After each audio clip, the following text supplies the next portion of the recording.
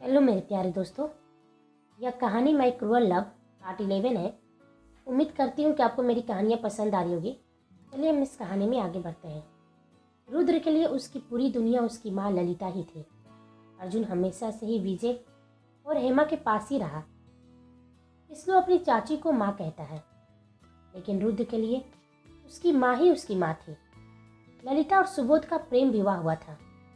अर्जुन के जन्म से पहले दोनों में बहुत प्यार था, लेकिन वह प्यार धीरे धीरे खत्म होने लगा था।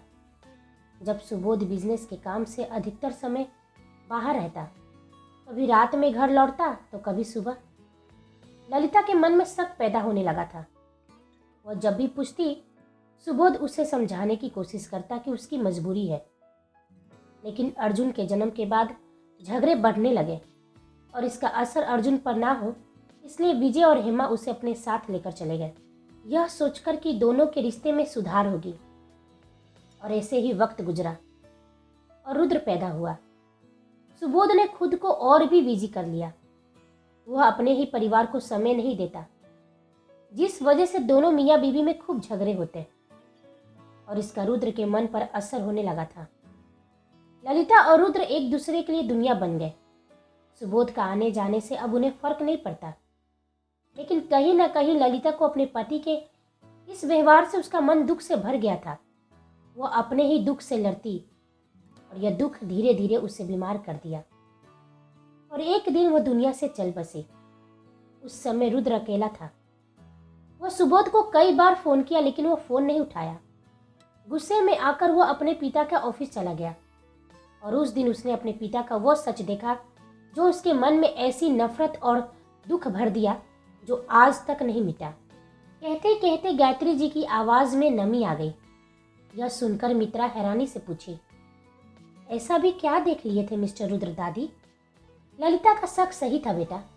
सुबोध का अफेयर था अपने ही ऑफिस के एक कर्मचारी के साथ।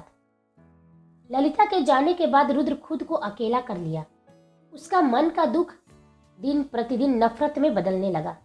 अपने माँ के खोने का वजह वो अपने पिता को मानता है। बाद में सुबोध को अपनी गलती रियलाइज हुई, लेकिन तब तक बहुत देर हो चुकी थी। रुद्र की नफरत ने उसे झकझोर दिया और वह खुद को भी नशे में ही डुबो लिया। रुद्र का बचपन का सच जानकर मित्रा का मन बहुत दुखी हुआ। वह सोची, मिस्टर रुद्र ने कितना कुछ सहा है। तभी गायत्री जी आंखों में आंसू और बेचारी जैसा मुंह बनाकर मित्रा से बोली, बेटा, मेरा रुद्र बहुत अकेला और तन्हा है। उसे एक सच्चे दोस्त की जरूरत है और मैं चाहती हूँ कि वो सच्चा दोस्त तुम बन जाओ। यह सुनते ही मित्रा की आंखें बड़ी हो गई और अटकते हुए बोली, क्या आप क्या कह रही है दादी? दोस्त? दोस्त वो भी उस अहंकारी राजा का? नहीं दादी, और ऐसे भी दादी उनके बहुत सारे दोस्त हैं, माया, ऋषि, रोहन। फिर हमारी क्या जरूरत? गायत्री जी बोली, वह दोस्त नहीं, वैसा वाला दोस्त। वैसा वाला दोस्त? क्या मतलब है आपका दादी? कैसा वाला दोस्त? मित्रा शंका भरी नजर डालते हुए पूछे। समझो बेटा, रुद्र का दोस्त और उसका परिवार सभी उससे बहुत डरते हैं। कोई उसे कुछ नहीं कहता, गलत सही जो उसकी मर्जी में आए वो करता है। लेकिन एक तुम ही तो हो जो उसकी गलती का आईना दिखाती हो, उससे डरती नहीं हो, सच और सही कहने का हिम्मत रखती हो। और ऐसे ही दोस्त उसकी लाइफ में होनी भी चाहिए, और वो तुम्हारे सामने चुप भी हो जाता है। गायत्री जी अपनी बातों से उसे कन्विंस करने की कोशिश कर रही थी। नहीं दादी, हम नहीं बन सकते हैं उनका दोस्त।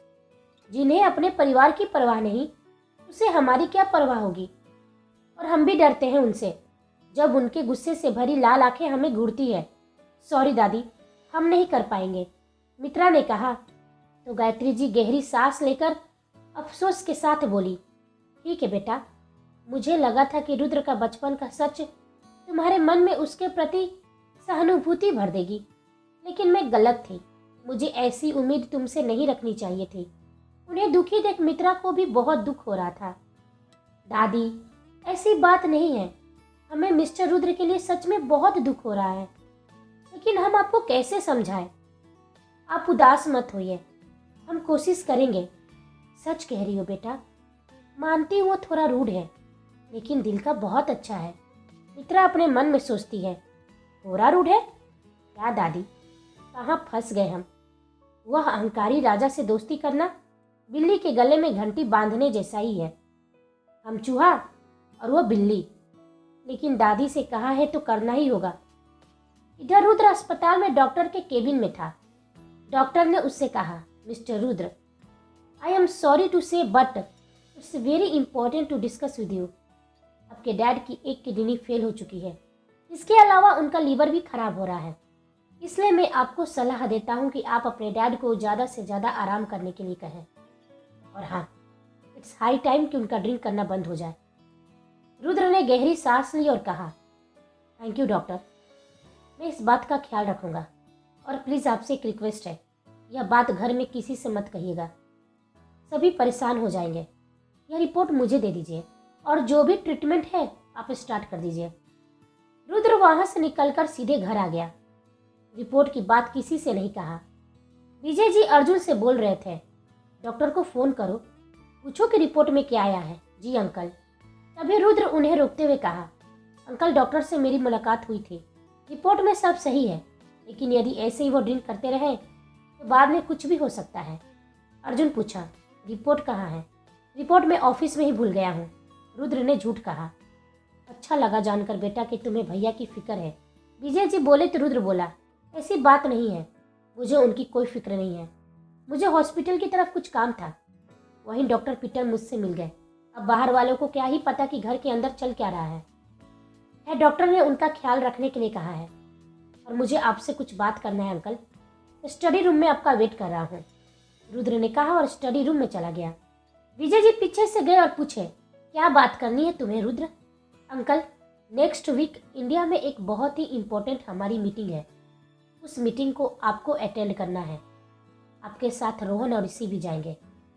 मीटिंग की सारी डिटेल्स आपको मिल जाएगी, लेकिन मैं क्यों जाऊँ? तुम क्यों नहीं जा रहे हो? विजय जी सवाल भरी नज़रों से पूछे।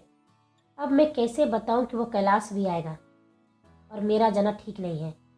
रुद्र मन में सोचा और फिर कहा, वो क्या है अंकल, मेरा यहाँ एक बहुत इंपॉर्टेंट मीटिंग है, इसलिए इंडिया नहीं जा पा रहा हूँ। और ऐसे भी आपको तो खुश होना चाहिए, इसी बहाने आप इंडिया का एक बार फिर भ्रमण कर लेंगे। मैं तो कहता हूँ कि चाची माँ को भी लेकर जाइए। ठीक है, निकलना कब है? जब आप चाहें, रुद्र बोला। मित्रा अपने कमरे में अपने बाबा की डायरी पढ़ रही थी। वो खुद से बोली, बाबा कितने ज्ञानी थे, हमें तो अभी बहुत कुछ सीखना है।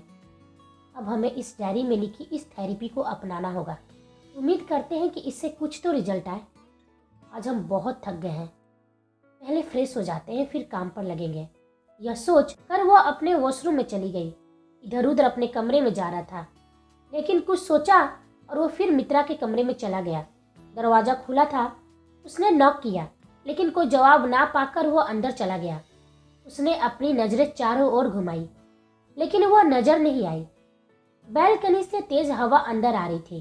टेबल पर रखी उसके बाबा के डायरी के पन्ने फरफरा रहे थे, जिससे रुद्र का ध्यान उधर चला गया। वह डायरी उठा देखा तो उसमें मित्रा और उसके बाबा के साथ में तस्वीर थी, जिसमें वो बहुत क्यूट सी और फनी फेस बनाई हुई थी। उसका फनी चेहरा देख रुद्र के चेहरे पर मुस्कान आ गई। मिस्टर रुद्र? मित्रा ने जैसे पूछा, वह उसकी ओर पलटा तो बस उसे देखते ही रह गया। व्हाइट चूड़ीदार सूट में, बाल गीले और खुले, चेहरे पर अभी भी पानी की कुछ बूंदें उसकी खूबसूरती बढ़ा रही थे। मिस्टर रुद्र, आप यहाँ क्या कर रहे हैं? मित्रा के सवाल ने उसका ध्यान भंग किया। मैं यहाँ पर, रुद्र को कुछ समझ में नहीं आ रहा था कि वो क्या ही बोले। मैं फिर सोचकर, वह 1 महीना कंप्लीट होने वाला है ना तुम्हारा? 5 महीने बच्चे हैं तुम्हारे पास, कहाँ तक पहुँचा तुम्हारा इलाज? यही पूछने के लिए आया था। रुद्र को जो नहीं पूछना था वही पूछ रहा था। मित्रा अपने मन में, दादी ने कहा है कि मिस्टर रुद्र के साथ प्यार और नरमी से पेश आना, वरना ऐसे सवाल पर तो हमारा मन कर रहा है कि इनका मुंह तोड़ दूं।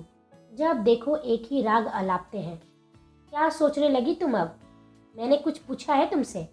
रुद्र ने कहा, आपको हमें बार बार याद दिलाने की जरूरत नहीं है। हमने जो वादा किया है वो समय पर पूरा कर देंगे।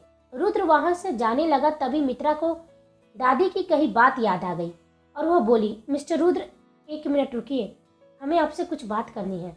वह पलट कर देखा अब बोलो भी, खरे खरे मुंह क्या देख रही हो? वह कड़क आवाज में पूछा।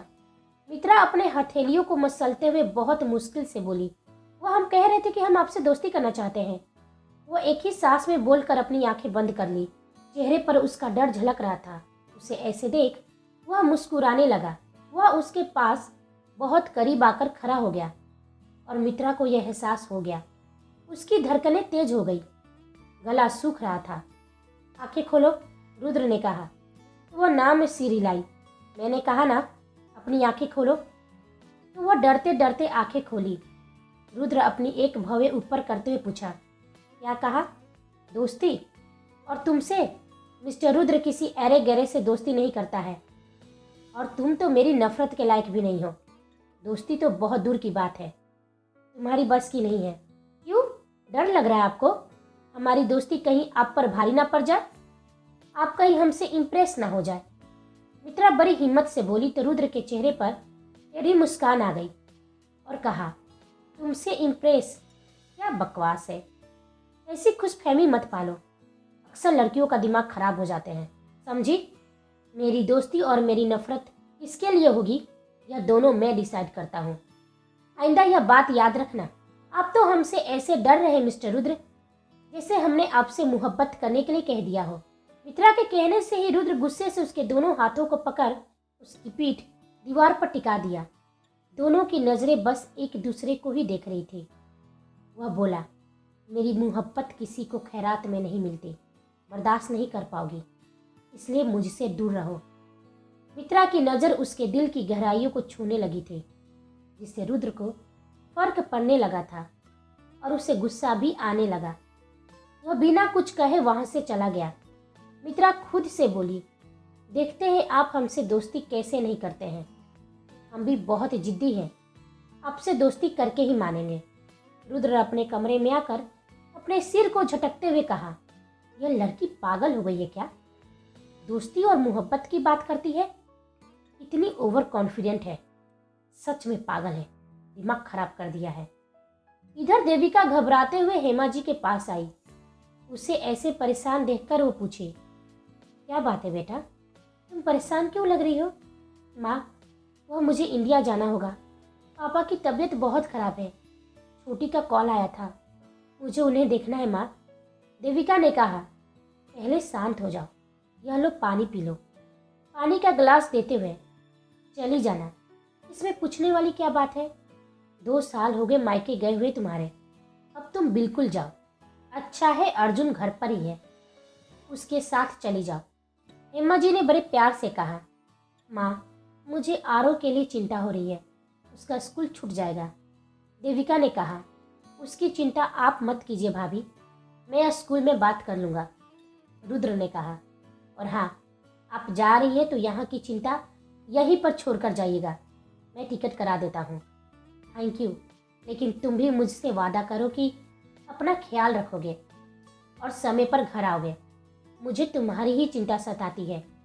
देविका ने कहा, ठीक है, वादा करता हूँ। जाइए अब पैकिंग कीजिए, कल निकलना है आपको। रुद्र ने कहा। देविका बहुत खुश थी मायके जाने के नाम पर, लेकिन उसे रुद्र और सुबोध जी की चिंता सता रही थी। वो खुद से बोली, पापा कहीं फिर से घर से ना चले जाए। डॉक्टर ने उन्हें आराम करने के लिए कहा है, मुझे पापा से बात करनी होगी। वह सुबोध जी के कमरे में जाती है तो वहाँ मित्रा को देख चिढ़ जाती है। वह दोनों लूडो खेल रहे थे। अरे बेटा, तुम यहाँ आओ, देखो कैसे मित्रा मुझे हरा रही है। सुबोध जी ने देविका को वहाँ देखकर कहा तो मित्रा का भी ध्यान उस पर चला गया। पापा, मुझे आपसे कुछ बात करनी है, वह लूडो हटाते हुए बोली। अरे बेटा रुको, यह क्या कर रही हो? सुबोध जी ऐसे करते देख उससे बोले, यह क्या बेटा, इतना मजेदार खेल चल रहा था, बाद में खेलिएगा पापा, अभी मुझे आपसे बात करनी है। वह थोड़ी कड़क आवाज में बोली, पापा, कल मैं इंडिया जा रही हूँ, लौटने का मालूम नहीं कि मैं कब लौटूंगी, इसलिए आपको अपना ख्याल रखना है। घर से कहीं नहीं जाना है, मैं नहीं रहूंगी आपकी और रुद्र के बहस को रोकने के लिए, इसलिए आपसे रिक्वेस्ट है, ड्रिंक बिल्कुल नहीं करना है, वादा कीजिए। देविका ने कहा तो मित्रा बोली, भाभी आप निश्चिंत होकर जाइए, हम अंकल का ख्याल रखेंगे, देविका ने गुस्से से उससे कहा, तुमसे किसी ने बीच में बोलने के लिए कहा है और तुम क्यों ख्याल रखोगी? घर में और भी लोग हैं इनका ख्याल रखने के लिए। तुम जिस काम के लिए यहाँ आई हो उसी काम पर ध्यान दो। हमारी फैमिली के अंदर घुसने की कोशिश मत करो। मित्रा को सुनकर बहुत खराब लगा, लेकिन वो कुछ रिस्पॉन्स नहीं की। सुबोध जी भी कुछ बोल नहीं पाए। अगले दिन देविका और अर्जुन इंडिया के लिए निकल गए। विजय जी ने हेमा जी से कहा, 2 दिन बाद मुझे भी इंडिया जाना है, आप भी चलिए मेरे साथ। इसी बहाने आप भी अपने मायके हो लीजिएगा। यहाँ सब कुछ अकेले किस पर छोड़ कर जाए? देविका भी नहीं है जो सब संभाल ले। भाई साहब की तबीयत ठीक नहीं है, ऐसे में मैं नहीं जा सकती हूँ, आप ही चले जाइए। हेमा जी ने कहा तो गायत्री जी बोली, तुम यहाँ की चिंता मत करो, मैं हूँ, मित्रा है, माया भी है, फिर यह मौका नहीं मिलेगा। तुम जाओ, घर की चिंता तो हमेशा लगी रहेगी, ऐसे में तुम कभी नहीं जा पाओगी अपने मायके। विजय जी भी बोले, हाँ सही तो है, इसी बहाने मित्रा के आश्रम भी हो लेना। आश्रम का नाम सुनकर हेमा जी जाने को रेडी हो गई। वह अपने मन ही मन में सोच रही थी, यही मौका है मुझे अपना शक दूर करने का। जो मैं सोच रही हूँ भगवान करे गलत हो। वह मित्रा से बात करने गई। मित्रा उस वक्त सनाया के कमरे में थी। मित्रा बेटा, हेमा जी बोली तो वह पूछी, जी आंटी कहिए। कुछ दिनों के लिए हम इंडिया जा रहे हैं, सोच रहे हैं कि तुम्हारे आश्रम भी चले जाएंगे। हेमा जी ने कहा तो मित्रा की आंखों में चमक आ गई और पूछी, क्या आप सच कह रही हैं? आप इंडिया जा रही हैं, आश्रम जाएंगी? यह तो बहुत ही अच्छी बात है। हम तो बहुत ही खुश हो रहे हैं कि आप हमारे आश्रम के लोगों से मिलेगी। हेमा जी ने कहा, एक बात बताओ, तुम्हारी माँ कैसी दिखती थी? मित्रा ने कहा, माँ को तो हमने कभी देखा नहीं आंटी, लेकिन बाबा कहते थे कि हम बिल्कुल माँ जैसे हैं। हमने तो कभी उनकी एक तस्वीर तक नहीं देखी, लेकिन बाबा की नज़रों से हमने उनकी कल्पना की है। मित्रा ने कहा। तो हेमा जी फिर पूछी, ऐसे तुम्हारी माँ का नाम क्या है? वह बोली, चंद्रानी। हेमा जी आश्चर्य में पड़ गई, कहीं हम गलत तो नहीं समझ रहे हैं? मुझे तो लगा था कि मित्रा चांदनी की जैसी दिखती है। चांदनी और चंद्रानी, यह दोनों एक शख्स है या अलग अलग? अब हमें सच मालूम करना ही होगा और इसके लिए मुझे महर्षि वृहंत जी के आश्रम में जाना ही होगा। मित्रा भी सोच रही थी, यदि हम मिस्टर रुद्र से बात करें कि हमें भी 2 दिनों के लिए इंडिया जाने दे तो कितना अच्छा होगा। हमें उनसे बात जरूर करनी चाहिए। आंटी, मिस्टर रुद्र घर पर है या बाहर? बेटा अभी कुछ देर पहले ही वो अपने स्टडी रूम में गया है, वह चली जाती है। रुद्र वहाँ उसे देखकर पूछा, कुछ काम था मुझसे? यहाँ क्या कर रही हो? मित्रा ने कहा, यदि आप फ्री हो तो हम कुछ कहना चाहते हैं। बोलो, मैं सुन रहा हूँ। रुद्र ने कहा, हमने सुना है कि अंकल और आंटी इंडिया जा रहे हैं और वो आश्रम भी जाने की बात कर रहे थे। यदि आपकी इजाज़त हो तो क्या हम भी उनके साथ चले जाएं? वहाँ से लौट कर आएंगे तो बहुत मेहनत करेंगे। प्लीज़ हमें जाने की इजाज़त दे दीजिए। दिमाग खराब है क्या तुम्हारा? सोचा भी कैसे जाने का? एक पल के लिए भी सनाया को नहीं छोड़ना है, समझी? कुछ काम हो तो अंकल को बता देना, वह तुम्हारे आश्रम चले जाएंगे। 6 महीने से पहले यहाँ से जाने का सोचना भी मत। रुद्र गुस्से से घूरते हुए कहा, जिससे मित्रा को बहुत हर्ट हुआ। वह पूछी, इतना ज़रूरी है सनाया, जिसके लिए आप कुछ भी कर सकते हैं? हाँ, बहुत ज़रूरी है, वरना इस घर में तुम्हारी क्या ज़रूरत? मेरे घर में किसी बाहर वाले को एंट्री नहीं है, फिर भी तुम यहाँ हो तो समझ लो कि वो मेरे लिए कितनी ज़रूरी है। रुद्र ने कहा तो मित्रा की पलकें भींग आई। सॉरी, हम आइंदा से ध्यान रखेंगे, फिर जाने की बात नहीं करेंगे। वह मायूस और उदास मन से बाहर निकल आई। रुद्र अपनी आंखें बंद करते हुए और अपनी मुट्ठी भींचते हुए मित्रा को अपनी बातों से हट करने का अफसोस करता है। 2 दिन बाद रुद्र को इंडियन कमेटी की तरफ से मिले निमंत्रण में जाना था। वहाँ एक स्पेशल इवेंट था जिसमें वो चीफ गेस्ट था। माया भी आ चुकी थी। तभी गायत्री जी रुद्र से बोली, बेटा मित्रा को भी अपने साथ ले जाओ, इसी बहाने वो भी थोड़ा घूम फिर लेगी। वो वहाँ क्यों जाएगी दादी? मत भूलिए कि वो यहाँ मेहमान है। वह यहाँ क्यों आई है आपको मालूम है? सनाया के पास हर वक्त रहना उसका ज़रूरी है। तो माया बोली, रुद्र दादी सही कह रही है, बेचारी मित्रा भी बोर हो जाती होगी। जब से आई है 24 घंटे काम में ही लगी रहती है। उसका मन होता भी होगा तो किससे कहेगी। ये चलते हैं, थोड़े ही समय की बात है। रुद्र ने मित्रा को देखा जो काम में बिजी थी। फिर उसे उसके साथ अपना किया हुआ रूड व्यवहार याद आ गया। वह सोच कर बोला, ठीक है, मैं बाहर वेट कर रहा हूँ। माया मित्रा को अपने साथ आने के लिए बोलती है। वो शुरू में मना कर रही थी, लेकिन गायत्री जी की बात सुनकर वो रेडी हो गई। गायत्री जी माया को साइड में ले जाकर बोली, देखो माया, पार्टी में तुम रुद्र और मित्रा को अकेला छोड़कर वहाँ से निकल आना। उनके साथ रुकना नहीं। दोनों अकेले रहेंगे तो कुछ समय साथ में बिताएंगे तो एक दूसरे को जानेंगे और समझेंगे। माया पूछी, आपके दिमाग में क्या चल रहा है दादी? यदि रुद्र को मालूम चल गया ना तो आपकी खैर नहीं। वह सब बात की बात है, बाद में देख लेंगे। दोनों साथ में बहुत अच्छे लगते हैं। क्या तू नहीं चाहती कि तेरे दोस्त को मित्रा जैसी गर्लफ्रेंड मिले? माया बोली, इतना सोचूंगी ना तो आपका पोता मेरी खोपड़ी के साथ खेलने लगेगा। ठीक है, मैं पूरी कोशिश करूंगी। मित्रा रेड कलर की साड़ी पहनी थी, पल्लू खुला रखा था। रुद्र देखा तो उसकी नजरें उस पर ठहर गई। साड़ी में उसका फिगर कमाल का लग रहा था। वह पीछे जाकर बैक सीट पर बैठ गई। रुद्र अपनी गाड़ी की मिरर को सेट करता है जिसमें कि वह नजर आए। वह उसे ही देख रहा था, लेकिन मित्रा की नज़र विंडो से बाहर थी। रात में लंदन चमक रहा था। आज वो पहली बार लंदन की खूबसूरती देख रही थी, लेकिन मन ही मन बहुत मायूस थी। रुद्र की कुछ बातें उसे याद आ जा रही थी। माया बीच बीच में कुछ कहती या पूछती तो उसका ध्यान उसकी तरफ आता। तीनों इवेंट में पहुंचे। रुद्र का वेलकम देख मित्रा सोचती है, इस अहंकारी राजा का क्या स्वागत हुआ है। ऐसा लगता है कि कितना महान इंसान है। हमसे कोई पूछे, हार्टलेस। हमसे तो सीधी मुंह बात भी नहीं करता। पूरे इवेंट में लोगों की नज़र मित्रा की खूबसूरती पर ही थी, और आज की हॉट टॉपिक मिस्टर रुद्र के साथ उसका क्या रिश्ता है, सब बहस कर रहे थे। लेकिन रुद्र से पूछने की हिम्मत किसी में नहीं थी। इधर रुद्र भी मित्रा के आगे पीछे रहता ताकि उसे अनकंफर्ट महसूस ना हो।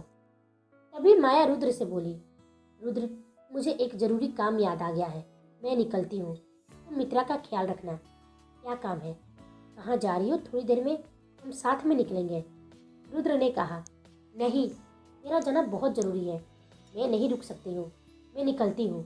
इससे पहले कि वो कुछ कहता वह निकल जाती है। इवेंट खत्म होने के बाद रुद्र और मित्रा एक साथ निकलते हैं। मित्रा ने चारों तरफ माया को ढूंढा, लेकिन उसे वह नजर नहीं आई। तभी रुद्र बोला, माया चली गई है, तुम गाड़ी में बैठो, हमें भी निकलना है। उसके बैक दरवाज़ा खोलते ही रुद्र ने कहा, फ्रंट सीट पर बैठो। मालूम नहीं क्या दिक्कत है मेरे साथ बैठने में। वह चुपचाप आकर फ्रंट सीट पर बैठ जाती है। वह गाड़ी आगे बढ़ाता है। मित्रा अब भी खामोश थी।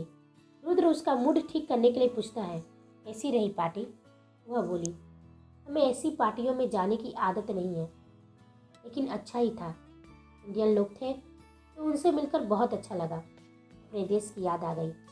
रुद्र जितना पूछता मित्रा उतना ही जवाब देती। रुद्र खुद में बुदबुदाया, इतनी घमंडी है, ये नहीं कि खुद से भी मुझसे कुछ पूछ ले। लेकिन नहीं, मजाल है कि मुझसे कुछ पूछेगी। रुद्र सोचता है और फिर कहा, तुम भी कुछ पूछ सकती हो मुझसे।